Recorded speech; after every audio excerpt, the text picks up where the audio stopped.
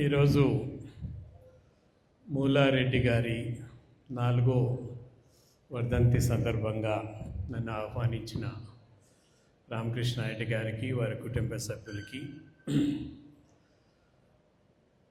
తండ్రి చనిపోయిన తర్వాత వారి జ్ఞాపకార్థం ఈ నియోజకవర్గంకి చేసిన సేవలు ప్రజలకు ఇంకా దగ్గర అయ్యేదానికి రామకృష్ణారెడ్డి గారు చేస్తున్న ఈ కార్యక్రమాలు వారి తండ్రి పేరున నిజంగా హర్షణీయం, చాలా మంచి సాంప్రదాయం అనేది స్పష్టంగా తెలియజేస్తాను. మూలారెడ్డి గారితో నాకు పరిచయం 99లో నేను అసెంబ్లీలో ఉన్నప్పుడు. నాతో పాటు 5 సంవత్సరాలు ఆయన అసెంబ్లీలో ఉన్నారు. వారు రూలింగ్ పార్టీ, మేము అపోజిషన్. నేను ముందర 89లో ఉన్నప్పుడు వారు లేరు, దాని ముందర నేను లేను. 85 నుంచి మా ఫాదరు ఆయన అసెంబ్లీలో ఉన్నారు, కానీ మా ఫాదర్ 87లో చనిపోయారు.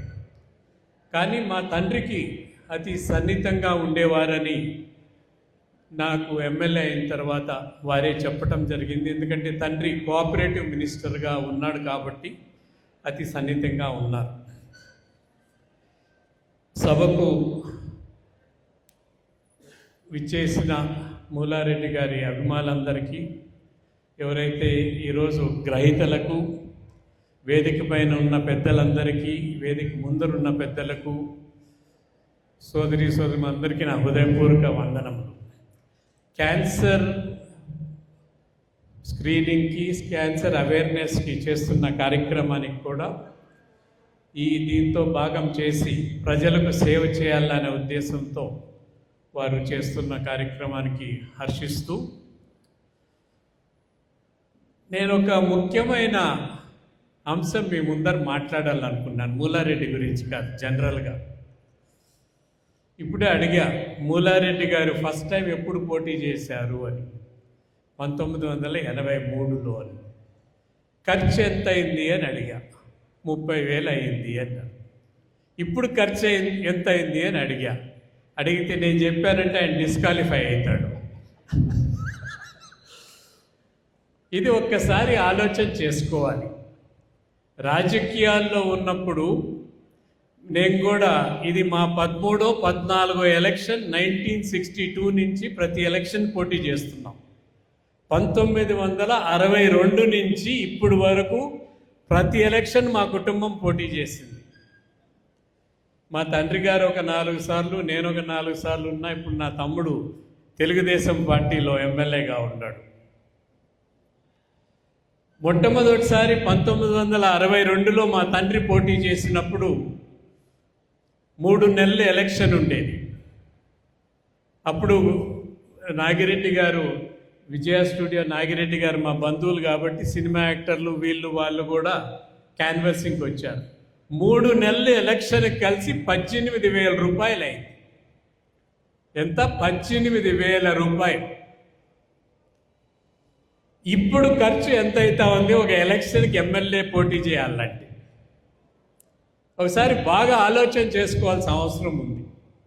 నాయకులు కానీ, నేను మొట్టమొదటిసారి ఎలక్షన్ నిలబడినప్పుడు నాకున్న బూతుల్లో 1989లో నాకున్న బూతుల్లో 60% మంది డబ్బు తీసుకోలేదు.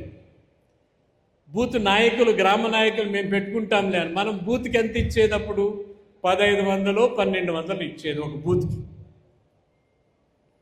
ఇప్పుడు ఓటర్కే 2,000 మినిమం.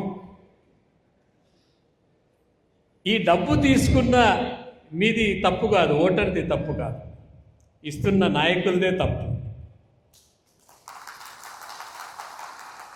ఒకసారి డబ్బు తీసుకున్న తర్వాత మీ ఓటుకు విలువ ఉందా అనేది ఒకసారి ఆలోచన చేసుకోవాలి ఓటర్లు కూడా. అంటే పోనీ చదువు రాని వాళ్ళు, కూలికి పోయేవాళ్ళు డబ్బు తీసుకున్నారంటే సరే. బాగా చదువుకున్న వాళ్ళు, 1,00,000 రూపాయలు జీతం వచ్చే వాళ్ళు కూడా డబ్బు తీసుకుంటున్నారు. అది అడిగి తీసుకుంటున్నారు. నాకు పోస్టల్ బ్యాలెట్ మీ చేతికి ఇస్తాను, ఇంకా కొంచెం ఎక్కువ ఇవ్వండి అని అడుగుతున్నారు. ఇది ఎంతవరకు సమంజసము అనేది ఒక్కసారి ఆలోచన చేసుకోవాలి. కరెంటు పోయిందంటే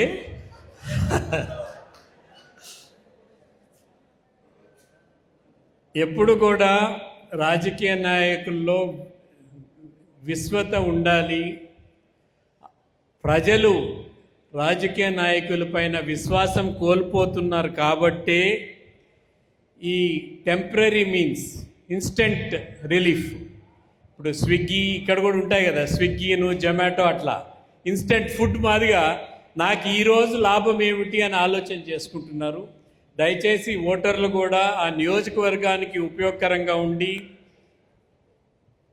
చాలా కాలం వరకు మనకు సేవ చేసే వాళ్ళని మీరు రామకృష్ణారెడ్డి వారి కుటుంబం లాంటి కుటుంబాన్ని ఎంచుకునే దాంట్లో నాది కొంచెం పాత్ర ఉంది. నాకు ఫోన్ చేశాడు రామకృష్ణారెడ్డి, ఇట్లా తెలుగుదేశం టికెట్ ఇవ్వటం లేదు, బీజేపీ అంటున్నారు, నేను పోటీ చేసేదా వద్దు అని. నువ్వు పోటీ చేయి గెలుస్తావు అని చెప్పాను. ఆయన 2 మైండ్స్లో ఉన్నాడు, పోటీ చేయాలన్నా లేదా బీజేపీ అయితే వద్దు అని 2 మైండ్స్లో ఉన్నాడు.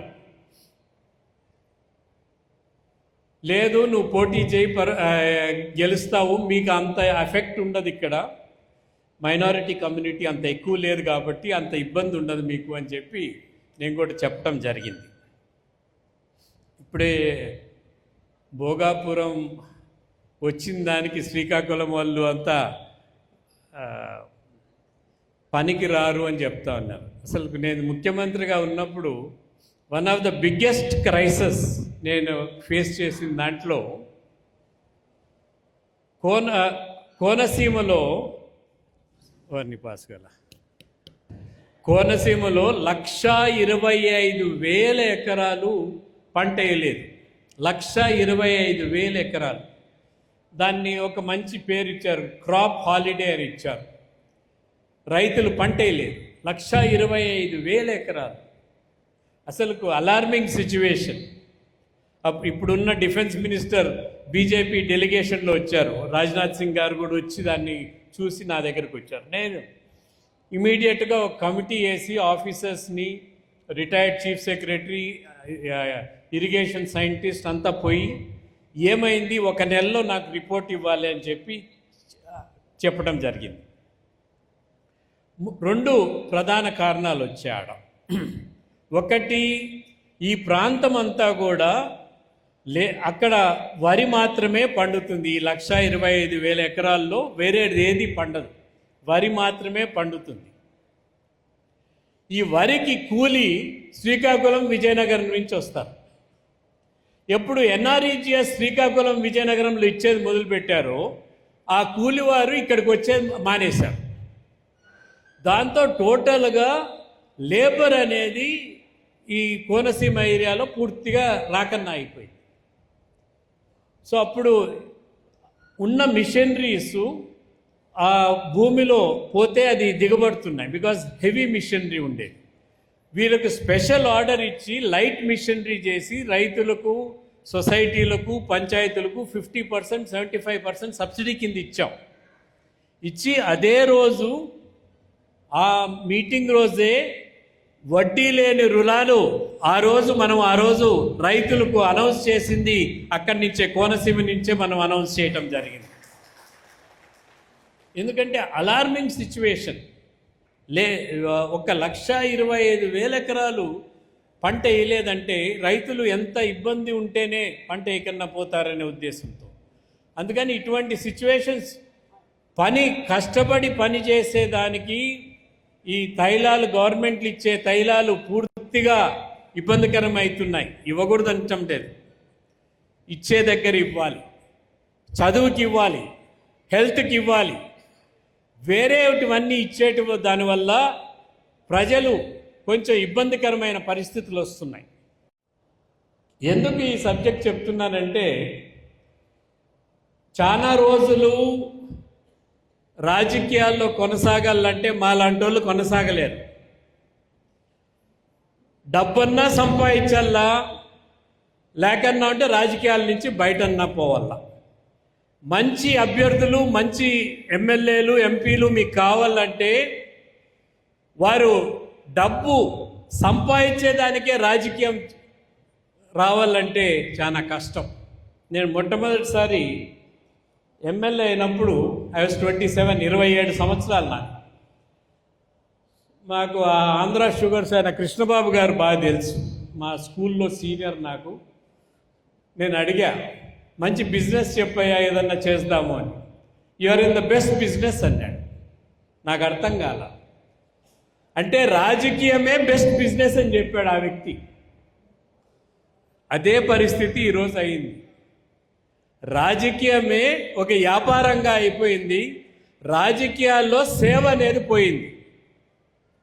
ఇప్పుడు మొన్న కర్ణాటకలో ఎవరో చెప్తా ఉండ్రి, బళ్ళారిలో ఒక ఎలక్షన్లో ఒకరేమో 6,000 7,000 ఇచ్చారంట, ఇంకో ఎవరేమో 10,000 ఇచ్చారు.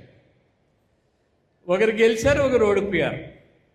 2 ఎలక్షన్ల తర్వాత ఆ క్యాండిడేట్లు ఇద్దరు మాట్లాడుకొని, నువ్వు 2,000 నేను 2,000 ఇస్తాను, ఎవరికన్నా ఓటేసుకొని అని మాట్లాడుకున్నారంట. 100 కోట్ల రూపాయలు ఒక ఎలక్షన్లో ఖర్చు పెట్టి ప్రజాసేవ చేయాలంటే అది ఏ విధంగా సమంజసము అనేది మన సొసైటీ ఆలోచన చేసుకోవాల్సిన అవసరం ఖచ్చితంగా ఉంది. నేను ఎందుకు మూలారెడ్డి గారి వర్ధంతి సందర్భంగా మాట్లాడుతుంటే, ఆయన కూడా ఇప్పుడు 10 సార్లు పోటీ చేశారు. వారు 10 సార్లు 6 సార్లు ఎమ్మెల్యేలు అయ్యారు. చాలా రోజులు ఇట్లా కొనసాగలేదు. ఎక్కడో డబ్బు ఖర్చు సంపాదించాలి, ఇటు తెచ్చి పెట్టాలి. ఇక్కడ డబ్బు సంపాదించాలంటే కుదరదు, ప్రజలు ఆశ్రయించుకుంటారు. మీ తండ్రి ఈ వాదగా ఉన్నాడు, నువ్వు ఇక్కడే మా దగ్గరనే డబ్బు సంపాదిస్తావా అని అంటారు. సో బయట సంపాదన చేసి ఇక్కడ వచ్చి రాజకీయంలో పెట్టి మనం రాజకీయాలు చేసుకోవాల్సిన అవసరం ఉంది. సో చాలా కాలం మీకు మంచి నాయకులు దొరికేది కష్టం ఈ విధంగా ఉంటే. ఒకసారి సొసైటీ అంతా కూడా ఆలోచన చేసుకోవాలి. ఇంకోటి నేను గమనించాను, అభివృద్ధికి ఓటుకి సంబంధం లేదు. ఒక నియోజకవర్గంలో నేను పూర్తి బాధ్యతతో, పూర్తి నమ్మకంతో, అనుభవంతో చెప్తున్న మాట. నాకు ఒక ఊరు ఉంది, మంచాలమంద అని, చాలా రిమోట్ ప్లేస్. 9 కిలోమీటర్లు దానికి రోడ్డు ఉండేది లేదు. నేను ఎమ్మెల్యే 89లో అయినా కూడా ఎప్పుడూ ఆ గ్రామానికి నేను 2002 వరకు పోలేదు ఆ గ్రామానికి. ఎందుకంటే 9 కిలోమీటర్లు నడచాలి. ఎప్పుడో మా తమ్ముడు పోయేవాడు, లేకన్నా అంటే మా పక్కన ఊరు పక్కన మా బంధువులు ఉండేవాళ్ళు, వాళ్ళు చూసుకునేవాళ్ళు. 800 ఓట్లు 900 ఓట్లు ఉంటాయి. నేను పోయేవాళ్ళకి అంతా ఫార్వర్డ్ కమ్యూనిటీనే. ఒకరికి ఇంటిపైన చెత్త లేదు, ఒకరికి ఇల్లు సరిగ్గా లేదు, రోడ్డు లేదు, వారికి ఇరిగేషన్ ఫెసిలిటీస్ ఉన్నా కూడా ఇరిగేషన్ ఫెసిలిటీస్ లేవు. ఇది చూసి 2004లో గవర్నమెంట్ వచ్చిన తర్వాత శ్రద్ధ తీసుకొని అందరికీ ఇండ్లు కట్టించా. 500 ఇండ్లు ఆ ఒక్క గ్రామానికి ఇచ్చా. అది చిన్న గ్రామమే, పెద్ద గ్రామం కాదు. ఒక 1200 ఓట్లు ఉంటాయి. దాన్ని సపరేట్ చేసి మండల్ ప్రెసిడెంట్ కూడా ఆ గ్రామం వాళ్ళకే ఇచ్చాం. ఆ మండలానికి మంచి చెక్ డ్యామ్స్ 2 కట్టించా. వాళ్ళకి ఒక 4,000 ఎకరాలు నీళ్ళు వచ్చేట్టుగా చెక్ డ్యామ్స్ కట్టించా. Road 9 biggest road in PMGSY స్టేట్లో 6.5 కోట్ల రూపాయలు ఆ ఊరికి వేయించా. రోడ్డు వచ్చింది, బస్సు వచ్చింది, ఇండ్లు వచ్చాయి, నీళ్ళు వచ్చాయి పొలాలకి. ముందర ఎలక్షన్లో 300 ఓట్లు నాకు మెజారిటీ వచ్చింది. ఆ ఎలక్షన్లో 30 ఓట్లు మెజారిటీ వచ్చింది. అభివృద్ధికి ఓటు పడుతుంది అనుకునేది పొరపాటు. మానవ సంబంధాలకు ఓటు పడుతుంది. దీంట్లో ఎందుకు ఇట్లా జరిగిందని విశ్లేషణ చేశాం. అక్కడ నాతో ఉన్న కొంత నాయకులు కొంచెం డబ్బు సంపాదించుకున్నారు. వాళ్ళు చిన్న సైకిల్ కూడా లేని వాళ్ళు మోటార్ సైకిల్, కార్లు, గేర్లు కొనుక్కున్నారు. వారి పైన అసూయతో వారి రాజ్యం ఈడ మళ్ళా గెలిచారు, ఇక్కడ మనకు వచ్చిందంటే మెజారిటీ వస్తుంది, వాళ్ళకి పేరు వస్తుంది, నేనెందుకు ఓటేయాలని ఊర్లో వాళ్ళంతా వ్యతిరేకం వేశారు. సో దీంట్లో రాజకీయం అనేది చాలా కష్టమైన విషయం. ఓ ఫార్ములా ఉండదు దీనికి. ఒక ఫార్ములా ఇది చేస్తే మనం గెలుస్తాము, ఇది చేస్తే మనం ఓడిపోతామని ఉండదు. భగవంతుని అనుగ్రహం ఉంటేనే గెలుస్తాము, భగవంతుడి అనుగ్రహం ఉంటేనే ఓడతాము. ఇక్కడ భగవంతుడు ఎవరు? ఓటర్ మహాశయులు. ఓటర్ మహాశయులు తలుచుకుంటే గెలుస్తాము, ఓటర్ మహాశయులు తలుచుకోకన్నా అంటే ఓడిపోతాం. అది పరిస్థితుల్లో 4 రాష్ట్రాల్లో మన రాష్ట్రాల్లో ఇచ్చినట్టు వారికి కూడా తైలాలు ఇస్తే బీహారు, ఒరిస్సా, వెస్ట్ బెంగాలు, ఛత్తీస్గఢ్ ఈ 4 రాష్ట్రాల్లో మనం ఇచ్చినట్టే డబ్బులు ఇస్తూ ఉంటే ఇంకా ఇండియానే కొలాప్స్ అవుతుంది. లేబర్ అంతా కంప్లీట్ ఇక్కడి నుంచే వచ్చేసారు. పూర్తిగా గ్రామాల్లో కూడా వ్యవసాయ పనులకు కూడా బెంగాల్ నుంచో బీహార్ నుంచో వచ్చి పనిచేస్తున్నారు. మన వాళ్ళు పనిచేసే పరిస్థితిలో లేరు. వ్యవసాయం సంక్షోభంలో ఉంది. కూలీలు ఎక్కువైపోయినాయి, రైతుకు గిట్టుబాటు ధర దొరకటం లేదు. ఇది కూడా బాగా ఆలోచన చేసుకోవాలి. కేంద్రం కూడా ఆలోచన చేసుకోవాల్సిన అంశం ఎడిబుల్ ఆయిల్, మనం తినే వంట నూనె. సంవత్సరానికి ఇప్పుడు 1,25,000 కోట్లు ఇంపోర్ట్ చేసుకుంటున్నాం. సంవత్సరానికి 1,25,000 కోట్లు మన దేశంలో పండించలేమా? రైతుకు గిట్టుబాటు ధర ఇస్తే ఎందుకు పండించలేరు మన రైతుకు? ముందరే ధర ఫిక్స్ చేసి, మీరు వేరుశనగ అయితే ఇంత రేటు ఇస్తాం, మీరు ఖచ్చితంగా చేయండి అంటే ఖచ్చితంగా చేయగలుగుతారు. ఒక కమిట్మెంట్తో ముందరకు పోతే చాలా మార్పులు తీసుకొని రావాల్సిన అవసరం ఉంది. మొన్ననే ప్రధానమంత్రి గారు గోల్డ్ కొనొద్దని చెప్పారు. ఎందుకంటే మన డాలర్ ఎక్స్పెండిచర్ ఎక్కువైతా ఉంది. పెట్రోలియం ప్రోడక్ట్స్ మనం వేరే వాళ్ళపై డిపెండ్ అవుతున్నాం. ఎడిబుల్ ఆయిల్, పల్సెస్, బ్యాడ్లు కూడా మనం ఇంపోర్ట్ చేసుకుంటే మన పరిస్థితి ఏమిటి? మనం అగ్రికల్చర్ కంట్రీ అని ఎట్లా చెప్పుకోగలుగుతాం? కందిబ్యాడ్లు, కందిపప్పు, కందిబ్యాడ్లు, సోయాబీను, కార్న్ కూడా ఇంపోర్ట్ చేసుకుంటున్నాం. సో ఇవన్నీ కూడా మన రైతులకు ప్రోత్సాహం ఇచ్చి, మంచి ధర ఇచ్చి, వారికి ముందర తీసుకొని రాగలిగితే మంచి ఫలితాలు వస్తాయి. నేను కొన్ని మౌలిక అంశాలు తీసుకొని రావటం జరిగింది మీ ముందరికి. ఆలోచన చేయండి. ఏ విధంగా రాజకీయాలు ఉండాలో సమాజమే దాన్ని మార్చాల్సిన అవసరం ఖచ్చితంగా. ఇప్పటికీ కొన్ని రాష్ట్రాల్లో, మధ్యప్రదేశ్ కానీ, కేరళ కానీ, వెస్ట్ బెంగాల్ కానీ, కేరళలో అయితే 5-6 లక్షలు అవుతుంది ఎలక్షన్కి, అంతే. ఇప్పటికి కూడా మధ్యప్రదేశ్ ఆ ప్రాంతంలో 25-30 లక్షలు అవుతుంది. బెంగాల్లో కూడా అంతే, తక్కువ.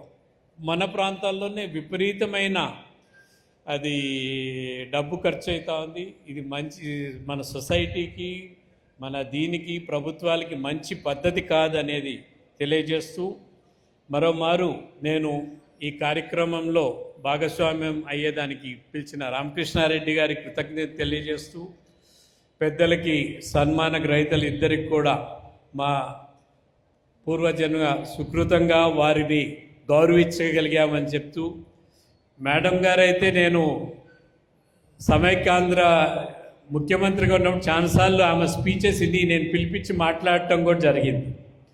నేను చాలా స్ఫూర్తిదాయకంగా మాట్లాడతారు. సమాజం గురించి కానీ, భక్తి గురించి కానీ, మన ప్రవర్తన గురించి కానీ చాలా మంచి సందేశాలు ఇస్తారు. ఈరోజు ఇక్కడికి వచ్చేసిన మీ అందరికి కూడా ధన్యవాదాలు తెలియజేసుకుంటూ, అదేవిధంగా ఎవరైతే స్క్రీనింగ్కి వచ్చిన పేషెంట్స్కి కానీ, డాక్టర్స్కి కానీ, వాలంటరీ ఆర్గనైజేషన్ వారికి కానీ, రామకృష్ణారెడ్డి గారి కుటుంబ సభ్యులందరికీ కూడా కృతజ్ఞత తెలియజేసుకుంటూ సెలవు తీసుకుంటున్నాను. జై హింద్. భారతదేశంలో ఎంత పెద్ద సినిమా డైరెక్టర్ కానీ, ప్రొడ్యూసర్ కానీ ఈ సినిమా హిట్ అవుతుంది, ఈ సినిమా ఫెయిల్ అవుతుందనే ఊరి చెప్పలేకపోయారు. తమిళనాడులో విజయ్ ముఖ్యమంత్రి అవుతాడని ఎవరన్నా అనుకున్నారా? ఎవరు కూడా 10 సీట్లు ఇలా ఆయన ముఖ్యమంత్రి అయిపోయినారు. ఎందుకంటే ఓటర్ మహాశయులు ఆయన్ని ముఖ్యమంత్రిగా చూడాలనుకున్నారు. ఈ రెండు ద్రవిడియన్ పార్టీలు వద్దనుకున్నారు కాబట్టి ఆయన ముఖ్యమంత్రి అయ్యాడు. ప్రజాసేవలో ఉన్నప్పుడు చిత్తశుద్ధిగా పనిచేసేదే ముఖ్య మనం కార్యక్రమంగా పెట్టుకోవాలి. మనం వాస్తవం చెప్దాం. ప్రజలు నమ్మితే నమ్మనియండి, లేకన్నా అంటే పర్వాలేదు. కానీ అసత్యాలతోనే రాజకీయం చేయాలంటే టెంపరీగా ఉపయోగపడచ్చు. కానీ శాశ్వతంగా ఒక రాజకీయ నాయకుడు కావాలంటే వారి ఓటర్లు కానీ క్యాడర్కి కానీ నిజం చెప్తున్నాడు ఈ వ్యక్తి అనేది రావాలి. నేను ఒక ఎక్స్పీరియన్స్ చెప్తా. నేను ఫస్ట్ టైం ఎమ్మెల్యే అయినప్పుడు 89లో నేను పబ్లిక్ స్కూల్లో చదువుకున్నాను, హైదరాబాద్లో చదువుకున్నాను. వచ్చిన వాళ్ళతో ఎవరన్నా వస్తారు పెటిషన్ తీసుకొని వస్తే నీ పని జరగదయ్యా, ఇందుకు టైం వేస్ట్ చేసుకోవద్దని చెప్పేది. ఈ పని జరుగుతుంది చేస్తానని చెప్పేది. సో మా తండ్రి దగ్గర ఉండే వారి అనుచరులు కానీ ఆయనకు స్నేహితులందరూ నా దగ్గరకు వచ్చి, నువ్వు ఇంత స్ట్రైట్ ఫార్వర్డ్గా ఉంటే కష్టము, నువ్వు చెప్పకూడదు ఇట్లా. వాళ్ళు 4-5 సార్లు వచ్చి నాకు తెలుసుకుంటారు వాళ్ళే. ఈ పని జరగకన్నా అంటే వాళ్ళు తిరిగి వాళ్ళు తెలుసుకుంటారు, వాళ్ళు గమ్మునైపోతారు. కానీ నువ్వు ప్రయత్నం చేయలేదనేది రాకూడదు అని నేను చెప్పా. మా తండ్రి రాజకీయం నాకు తెలీదు, కానీ నేను ఒక వ్యక్తిగా నా మనస్సుకు ఇది జరగదని తెలిసి ఆ వ్యక్తిని నేను నిజం చెప్పకన్నా ఉంటే, ఆయన్ని తిప్పించుకొని పని జరగకన్నా ఉంటే 4 సార్లు 5 సార్లు తిరిగి ఆయన డబ్బు వేస్ట్, ఆయన సమయం వేస్ట్, నా సమయం వేస్ట్, ఇంత హాని జరుగుతుంది. ఇది మంచిది కాదు. నేనైతే స్ట్రైట్ ఫార్వర్డ్గానే ఉంటా. వారికి నచ్చితే నచ్చకన్నా అంటే పర్వాలేదు. వారు ఏ విధంగా ఆలోచన చేస్తే ఓటర్ డిసైడ్ చేసుకొని నేను ఏ విధంగా ఉంటానో అట్లే ఉంటాను అని చెప్పాను. ఈరోజు నా నియోజకవర్గంలో ఎవరన్నా వచ్చి అడిగినారంటే పని జరుగుతుందంటే అన్న చెప్పాడంటే జరిగిపోతుందంటారు, లేకన్నా అంటే జరగదని చెప్పేస్తా. స్ట్రైట్ ఫార్వర్డ్గా ఉండాల్సింది రాజకీయ నాయకులు ఖచ్చితంగా నేర్చుకోవాలి. అసత్యాలు చెప్పకూడదు.